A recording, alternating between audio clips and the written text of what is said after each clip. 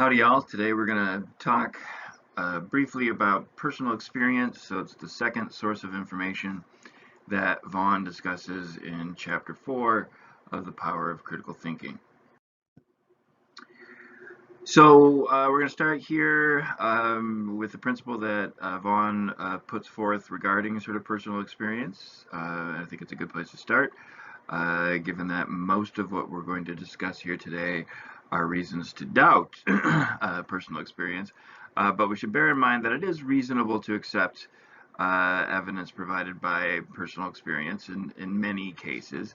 But it's reasonable only if there's no good reason to doubt it. So this is kind of similar to what we discussed when we talked about testimony, that there are many situations in which it's perfectly reasonable to accept what somebody is saying is true, even if they don't give you any evidence or provide an argument for the claim, because in those situations, those individuals are both in a position to know and aren't trying to actively sort of mislead you. So it's reliable to accept testimony, provided that, again, there's no good reason to doubt their testimony. It's reliable to accept evidence provided by personal experience only if there's no good reason to doubt it. So as we sort of go forward, we're going to talk about, well, what do these conditions look like that would count as a good reason to doubt our personal experience. So here we go. We've got essentially sort of three things that we're going to talk briefly about, and these sort of match up with Vaughan's discussion. So I just want to point out a couple aspects about these three things. But we have sort of impairment, which is just kind of what it sounds. So your ability to sort of perceive the world has been sort of impaired in some way. Expectation has to do with your own thoughts and how they can color what you experience. And then the final thing, which is a little kind of out of place, is innumeracy, which is mathematical illiteracy. But in particular, we're going to be talking about our inability to kind of understand probabilities. Okay, so let's start with impairment. Impairment just has to do with sort of being unable to perceive the world correctly. So one of those ways is that your senses are in some way debilitated. So maybe you're tired or drunk or under the influence of something, or exhausted or scared or just sort of emotionally worked up. There's all kinds of ways in which your debilitated senses could cause you to sort of experience the world in a way that isn't sort of quite real. So bear in mind that experiences under those conditions can be unreliable. Similarly, there are sort of environmental impediments. So for example, it could be too dark or too bright or too noisy or whatever, right? All kinds of situations that you may find yourself that make it difficult to perceive the world. So maybe your senses are functioning sort of correctly, but they're being impeded by certain environmental factors, which is a possibility. And then the final thing to sort of bear in mind about sort of impairment, and this sort of ties into sort of conversation about memory and remembered experiences, is just a feature of our humanity, which is that our memories and perceptions tend to be constructive, and especially under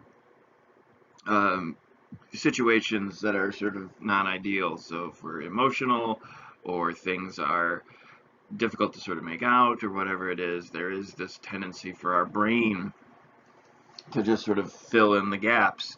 And this happens very often with our memories of experiences. So the further back you go in terms of an experience that you had, the less reliable that memory is going to be. The more likely it is that your brain will have sort of added things or changed things. So something to keep in mind when it comes to uh, your memories. Okay, moving on. Expectation.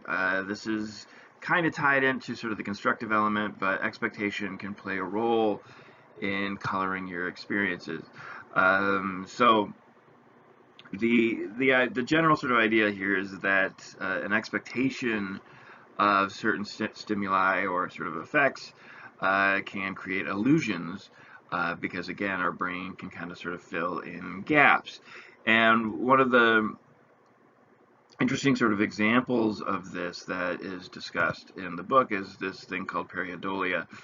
And pareidolia is just this tendency to sort of see structure in unstructured things. So we have a tendency, or so some examples of this would be sort of hearing messages in music or speech played backwards. So, you know, to most people it sounds like sort of a jumble of noise.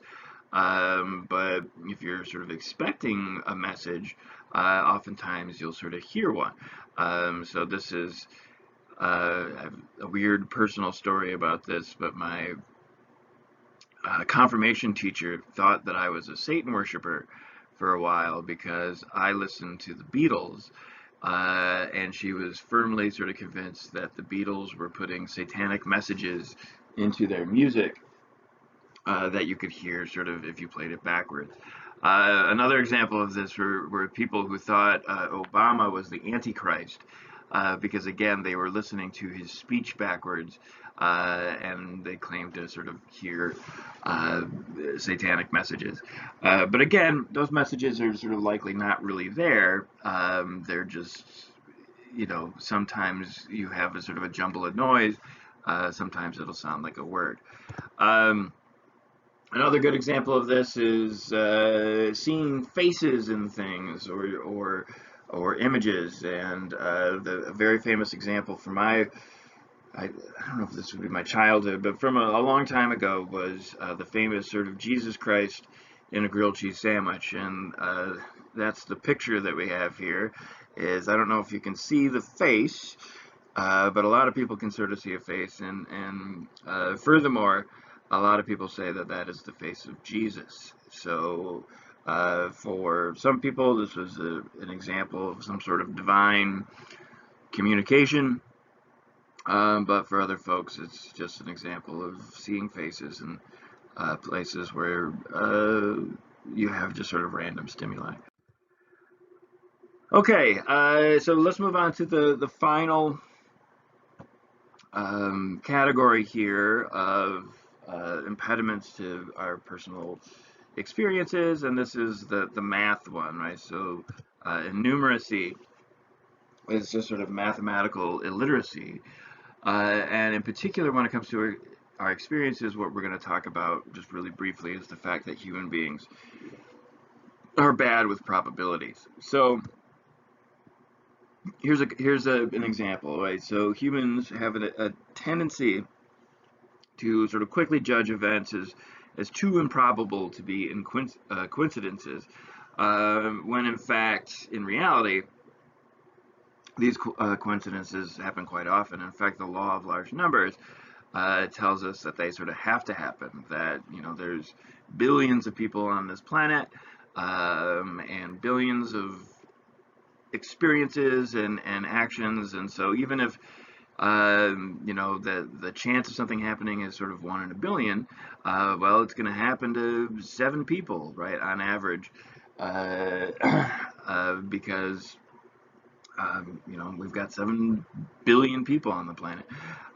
So it's a you know, a statistical certainty that these very improbable things will happen just given the number of people. But nevertheless, we have this tendency to sort of be sort of unaware of that fact and really don't sort of get probability, and thus coincidences get chalked up to all kinds of things. This is why we get conspiratorial thinking so easily, and why we see um, sort of an invisible hand in situations where there isn't really something there. Another place where we're really bad at this is when thinking about outcomes as being due. And this is an example of something called the gambler's fallacy that has to do with independent events. So you flip a coin, and if it comes up, heads 10 times a row, that's very improbable. And so you start thinking to yourself, well, tails is due, right? That the next flip after 10 coin flips of heads, the next coin flip is just got to be tails, right? And that's just wrong. That way of thinking is an example of this it's due kind of thing. But once you have sort of 10 heads, the chance of, if it's a fair coin, the chance of the next flip being tails is still 50-50. That the independent events don't change the probability of future events. So we're bad at this stuff. We're bad at probability. And the good news about this probability stuff is math helps. So the more that you sort of learn about probability and probability theory, the more that you sort of recognize things that are that seem highly improbable are actually sort of quite likely. And so hopefully people will go out and learn more math. All right, so that's it for our 3 things, and I just wanted to end with talking about ghosts. So the picture on the right here is from one of our ghost hunts that I've done with some students at Edgewood. And what you see here is a ghostly figure that we caught a picture of, and this is a choir loft in a sanctuary at the Trinity United Methodist Church. So we were taking pictures and saw this figure in the choir loft. So let's talk about this. Let's talk about seeing ghosts. So personal experience of ghosts, maybe, but we have to be careful because ghost reports are often unreliable, or at least are reported under conditions that we sort of consider to be unreliable. So let's talk a little bit about impaired conditions and a lot of features of sort of ghost experiences. Oftentimes when people see ghosts, they see them in the dark or in sort of shadowy sort of situations, which again is going to be sort of ripe ground for the constructive feature of the mind to sort of add things that aren't there.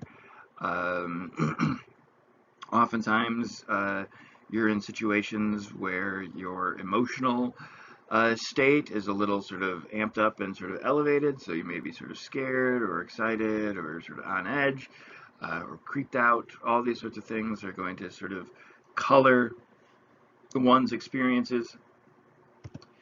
There's also sort of a tendency to sort of report these things in the middle of the night when people are tired or near sleep or having just woken up from a sleep or just about to fall asleep. These are, again, sort of situations where the constructive nature of the mind are likely to add things or make it difficult to sort of make sense of things. And then another thing to sort of bear in mind about the reliability of these kinds of reports is memory. The further back you go in time, the more likely your brain will have sort of added features that weren't sort of really there. And then on top of that is the pareidolia effect. A lot of these reports that we're seeing, or that people sort of claim to be sort of supernatural, can be sort of explained as an instance of pareidolia. So for example, seeing faces or figures like the one on the right here in shadows or pictures or reflections may just be sort of the brain trying to add something that isn't there, right? Trying to sort of see something that you didn't really see. Or and this also comes along with sort of ghost reports, is like hearing voices. So hearing voices in the wind or through voice recordings. This actually has a name as the electronic voice phenomena, or in static. Again, hearing these things may just sort of be an instance of pareidolia, so you need to, be careful with eyewitness reports of the supernatural. And just sort of talk about this picture here for a second. This picture, when we took it, we were crowded in the sanctuary with all the lights off. And this is what sort of resulted from a flash. So we're taking flash photography with my camera. And so when the flash went off, it was everyone in the room was sort of firmly convinced that there was a person sort of standing in the choir loft. And when we looked at the picture, it kind of looked like it, right? It kind of looked like there's a person standing there. But when we investigated what that flash is, or what that white, kind of figure is just a reflection off the oily surface of the wood back there. So it's kind of strange, and we went to kind of look at it, but it's that area of the case that's encasing the organ was very oily, like somebody was uh, waxing it or something, but it had this sort of oily reflective sheen that a lot of the surrounding area didn't have, and so it was sort of just we think it was just sort of a reflection of the flash that kind of looked like a person. So anyway, this is the difficulty with ghost reports, is that a lot of these sort of conditions make the reports very sort of unreliable, and the trick would be to get a reliable piece of evidence that supernatural entities exist. Okay, well that's it for now. You got some stuff to do this week, and there's some more to read in chapter 4 that has to do with applying these ideas to testimony and personal experience, and we'll talk about those later.